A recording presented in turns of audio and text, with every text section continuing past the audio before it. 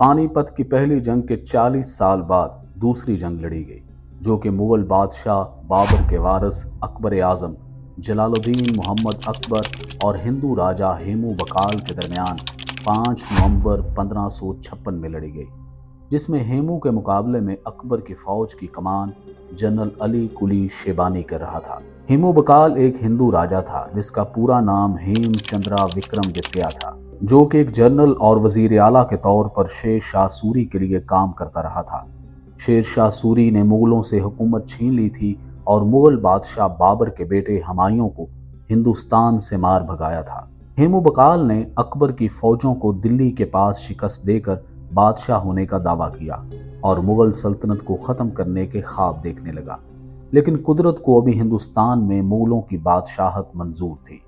دلی میں مغلوں کو شکست دینے کے بعد ہیمو بقال اپنی 1 لاکھ کی فوج کے ساتھ پانی پت کی طرف بڑھا، لیکن اس سے پہلے ہی مغل سردار علی قلی خان نے اس کے توپ خانے پر قبضہ کر لیا،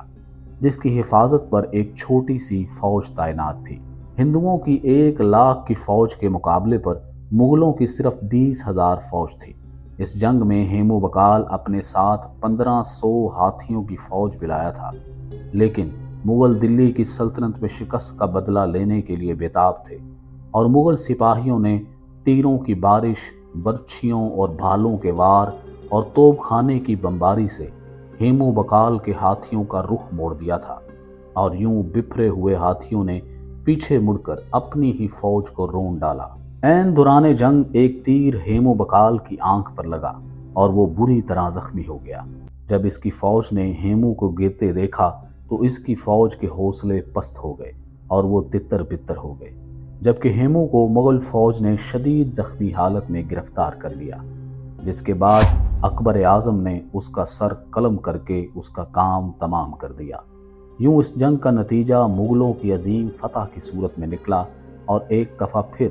مغلوں کی ایک چھوٹی سی فوج نے ایک بڑی فوج کو شکست دے دی، اور دوسری دفعہ پھر پانی پت کا میدان مغلوں کے لیے فیصلہ کن ثابت ہوا۔ یہ تھی پانی پت کی دوسری جنگ کی داستان۔ اس سے پہلے کی ویڈیو میں ہم پانی پت کی پہلی جنگ کی داستان آپ کو سنا چکے ہیں۔ اگلی ویڈیو میں ہم آپ کو پانی پت کی تیسری اور انتہائی اہم جنگ کے بارے میں مکمل داستان سنائیں گے، تو ہمارے چینل کو سبسکرائب کر دیجئے اور بیل آئیکن پر کلک کر دیجئے۔